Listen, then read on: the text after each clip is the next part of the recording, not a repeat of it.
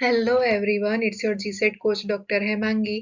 મને વિશ્વાસ છે કે તમે તમારું પ્લાનિંગ તૈયાર કરી જ દીધું હશે કે આ વખતે તમારે જીસેટની તૈયારી કેવી રીતે કરવાની છે જેથી કરીને તમે તમારી એક્ઝામ ક્લિયર કરી શકો. પરંતુ અમુક સ્ટુડન્ટ્સ કોઈ એવા હોય છે કે જેઓ સિરિયસ તો છે એક્ઝામને લઈને, પરંતુ કન્ફ્યુઝ થઈ ગયા છે કે કઈ દિશામાં આગળ વધીએ. તો એના માટે હું આ નાનકડો રોડ મેપ લાવી છું કે જેથી તમારું થોડું ઘણું વિઝન ક્લિયર થાય કે તમે કેવી રીતે આગળ વધી શકો છો. જરૂરી નથી કે તમે આવું સેમ ફોલો કરો, બરાબર, પરંતુ તમે તમારું જે પ્લાનિંગ તૈયાર કર્યું હોય અથવા તો કોઈ પણ પ્લાનિંગ ન કર્યું હોય તો આ વિડીયો જોયા પછી તમને થોડોક આઈડિયા આવશે કે તમારે કેવી રીતે બધા યુનિટને વેચવાના છે અને 4 મહિનાની અંદર કેવી રીતે તમે બંને પેપરની તૈયારી કરી શકો છો અને જીસેટ ક્લિયર કરી શકો છો. એક્ઝામની ડેટ 29 નવેમ્બર છે, ખ્યાલ જ છે. ઓકે, એટલે હવે કમ્પ્લીટ 4 મહિના બાકી છે અને એમાં તમે સારી તૈયારી કરી શકો છો. ફર્સ્ટ મંથ તમે શું કરી શકો છો? તો ભાઈ ફંડામેન્ટલ્સ ક્લિયર કરો, હાઈ વેઇટેજ બેઝ જે યુનિટ્સ છે એને કવર કરો. જેમ કે પેપર 1 ની વાત કરીએ તો પેપર 1 માં તમે શું કરી શકો છો? તો ભાઈ હાઈ સ્કોરિંગ યુનિટ્સને તમે ધ્યાનમાં રાખી શકો છો. જેમ કે ટીચિંગ એપ્ટિટ્યુડ છે, રિસર્ચ એપ્ટિટ્યુડ છે, કમ્યુનિકેશન, આ 3 યુનિટને તમે ધ્યાનમાં લેશો. હવે આપણે ટીચિંગ એપ્ટિટ્યુડની વાત કરીએ તો ટીચિંગ એપ્ટિટ્યુડમાં કેવા પ્રશ્ન આવતા હોય છે? તો ભાઈ તમારે છે ને એઝ અ ટીચર તમે આ સિચ્યુએશનમાં શું કરશો, આવા ટાઈપના ક્વેશ્ચન આવતા હોય છે, બરાબર.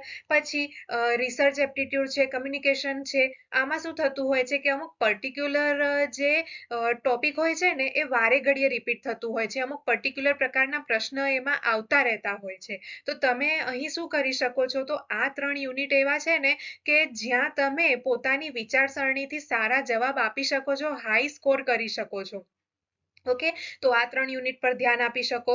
પછી પેપર 2 માં શું કરવાનું? તો પેપર 2 માં તમારા સબ્જેક્ટનું પેપર આવશે, બરાબર. તો કોઈ પણ 3 મેજર યુનિટ્સ છે કે જે હાઈ વેઇટેજ વાળા છે, બરાબર, અને જેમાં તમારે ડીપ કોન્સેપ્ચ્યુઅલ અન્ડરસ્ટેન્ડિંગ જોઈતી હોય એવા 3 યુનિટ્સને પકડી લો અને એના ઉપર ધ્યાન આપો ફર્સ્ટ મંથ, બરાબર. જેમ કે ઉદાહરણ તરીકે હું કોમર્સની વાત કરું તો કયા લઈ શકાય? તો ભાઈ business environment and international business આપણું પહેલું જ યુનિટ છે. પછી છે અકાઉન્ટિંગ એન્ડ ઓડિટિંગ છે. પછી શું છે? બિઝનેસ એન્ડ ફાઇનાન્સ છે. આ 3 યુનિટ તમે લઈ શકો છો કે જેમાં કન્સેપ્ચ્યુઅલ અન્ડરસ્ટેન્ડિંગ જોઈતી હોય છે અને હાઈ વેઇટેજ પણ ધરાવતા હોય આ યુનિટ, માટે એના ઉપર ધ્યાન આપો.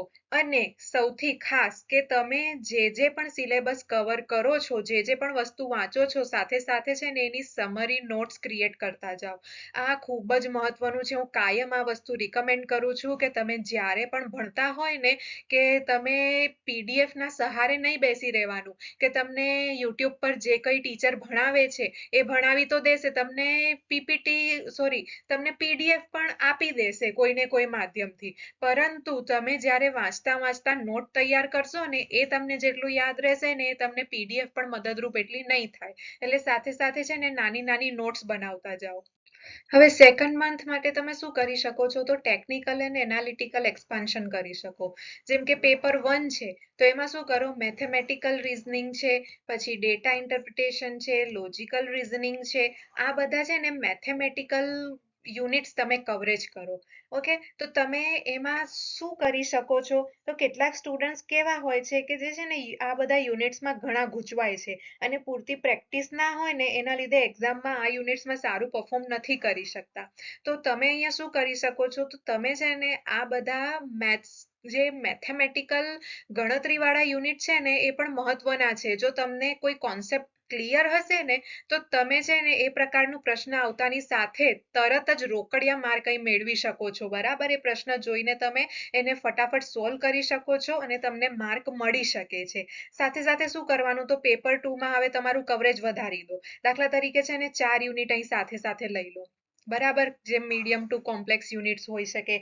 જેમ કે કોમર્સની વાત કરું તો કયા યુનિટ લઈ શકાય? તો ભાઈ બિઝનેસ ઇકોનોમિક્સ લઈ લેવાનું, બિઝનેસ સ્ટેટિસ્ટિક્સ લઈ લો, પછી બિઝનેસ મેનેજમેન્ટ અને હ્યુમન રિસોર્સ મેનેજમેન્ટ લઈ લો, પછી લીગલ આસ્પેક્ટ્સ ઓફ બિઝનેસ લઈ લો, બિઝનેસને લગતું બધું જ લઈ લો, બરાબર. અને સાથે સાથે શું કરવાનું છે? તો ભાઈ ફૂલ લેન્થ પેપર 1 પીવાયક્યુઝ ચાલુ કરી દો સોલ્વ કરવાના. દરેક વીકેન્ડમાં, અઠવાડિયામાં જ્યારે વીકેન્ડ આવે ને, શનિ રવિ આવે ને, તો ત્યારે શું કરો? તો તમે છે ને પેપર 1 ના ક્વેશ્ચન પેપર જે છે બરાબર, એ તમે સોલ્વ કરતા ચાલુ થઈ જાઓ. આનાથી શું થશે, તમને ખ્યાલ આવશે કે એક્ઝામમાં કેવા પ્રકારના પ્રશ્ન પૂછાય છે. હવે જ્યારે થર્ડ મંથ આવે તો શું કરવાનું, તો ભાઈ સિલેબસને કમ્પ્લીટ કરી દો. ઓકે, અને એવા ઇન્ફોર્મેશનલ યુનિટ્સ છે એને કવર કરો. તો પેપર 1માં કયા છે, તો આઈસીટી છે, પછી પીપલ ડેવલપમેન્ટ એન્ડ એન્વાયરમેન્ટ છે, અને હાયર એજ્યુકેશન સિસ્ટમ છે.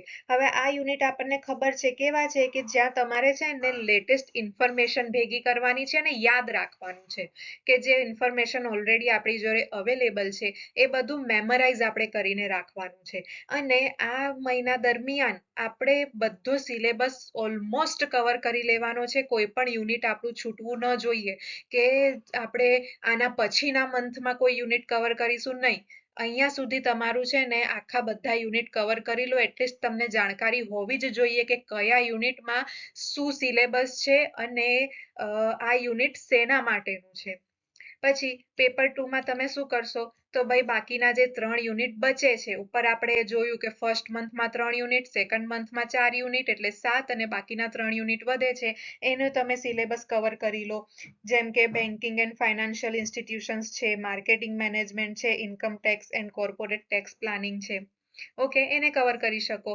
અને બીજું કે સાથે સાથે હવે જીસેટના પીવાયક્યુઝ પેપર 2 માટેના ચાલુ કરી દો. પહેલા આપણે આની પહેલા જોયું કે પેપર 1ના તો આપણે વીકેન્ડમાં ચાલુ કર્યા હતા, અહીં વીકેન્ડમાં પેપર 2ના સ્ટાર્ટ કરી દો.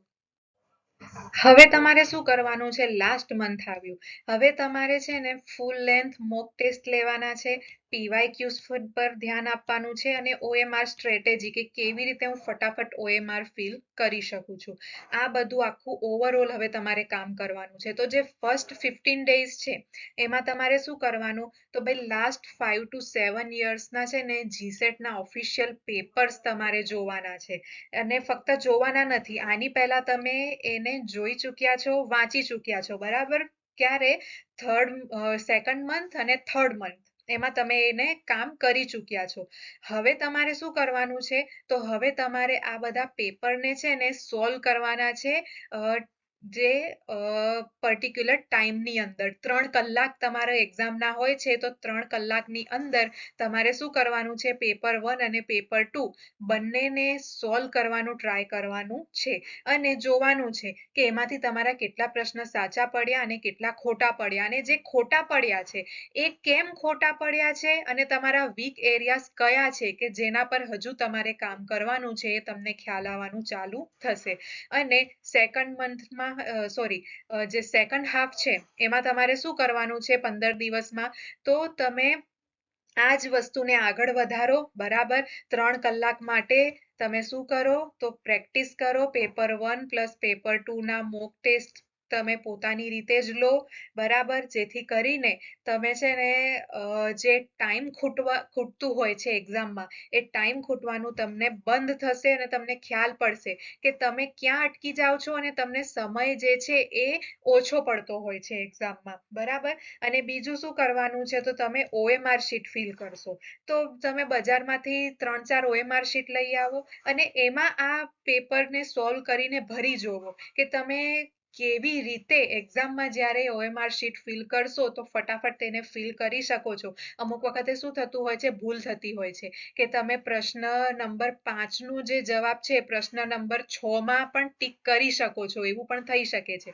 તો એવું બધું ન થાય એના માટે તમે પહેલાથી પ્રેક્ટિસ કરી શકો છો. અને જ્યારે તમે આ મોક ટેસ્ટ કરશો તો અહીં તમારું જે પેલું પેપર 1નું કોમ્પ્રિહેન્શન વાળું યુનિટ છે એ પણ તમારું કવર થઈ જશે. અહીં તમે કોમ્પ્રિહેન્શનને પણ પ્રેક્ટિસ કરતા રહેશો.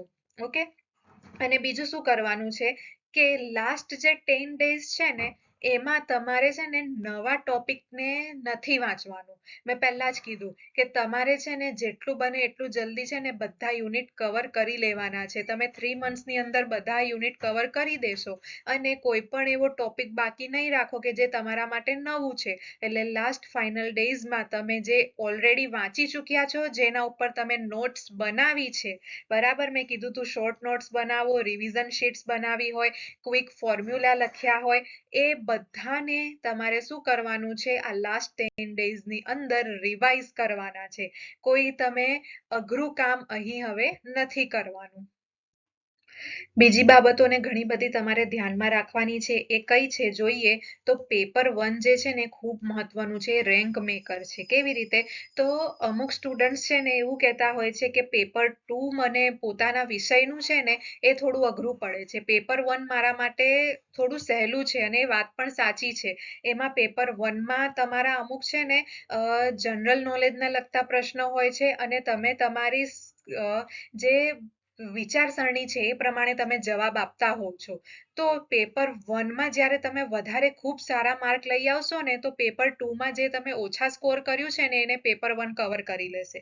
માટે એને તમારે બહુ એટલે બહુ જ ધ્યાન રાખવાનું કે તમારું જો પેપર 1 ખૂબ જ સારું હોય ને તો તમે એમાં હાઈ સ્કોર કરો એનું તમારે બહુ જ ધ્યાન રાખવાનું છે અહીં. અને યુજીસી નેટના પેપર પણ તમારે જોવાના છે. ફક્ત ને ફક્ત તમે જીસેટના ઓલ્ડ પેપર જોવો એ બરાબર નથી. કારણ કે તમારે તમારું લેવલ થોડું હાઈ લઈ જવાનું છે. ઓકે, કારણ કે છે ને જીસેટમાં પણ યુજીસી નેટના પણ પ્રશ્ન જે હોય છે એ અમુક વાર પૂછાઈ જતા હોય તો તમને કામ લાગશે. ઓકે, અને બીજું શું ધ્યાનમાં રાખવાનું છે કે અહીં નો નેગેટિવ માર્કિંગ છે. એટલે આપણે જ્યારે પેપરની પ્રેક્ટિસ કરીશું ને, આની પહેલા આપણે જોયું મોક ટેસ્ટ લઈશું, તો એ ટાઈમ પર તમારે શું ધ્યાનમાં રાખવાનું છે કે તમે છે ને એક પણ સિંગલ ક્વેશ્ચન છોડો નહીં. કારણ કે તમને ભલે નથી આવડતું તો તમે છે ને એવા બધી ફોર્મ્યુલા તમારા દિમાગમાં તમારે યાદ રાખવાના છે કે કોઈ પણ ટ્રિકી ક્વેશ્ચન એવું આવી ગયું છે ને કે તમને સમજ નથી પડતી અને તમે એનું આન્સર આપી શકો એવી કન્ડિશન નથી, તેમ છતાં તમારે છોડી નથી દેવાના. તમારે છે ને એવી ટ્રિક્સ ધ્યાનમાં રાખવાની છે કે જેથી કરીને તમે ટ્રિકી ક્વેશ્ચનને છે ને શું કરી શકો, જવાબ આપો અને એવી રીતે જવાબ આપો ને કે તમારો પ્રશ્ન સાચું પડવાના ચાન્સીસ વધી જાય. એવી પણ ઘણી બધી ટ્રીક હોતી હોય છે. એલિમિનેશન ટ્રીક તમે અપનાવી શકો છો કે ભાઈ તમે જોવો 4 ઓપ્શન છે, એમાંથી કયા કયા ઓપ્શન જે છે એ તમારા ધ્યાનમાં છે કે જે આનો આન્સર નહીં જ હોઈ શકે. બરાબર?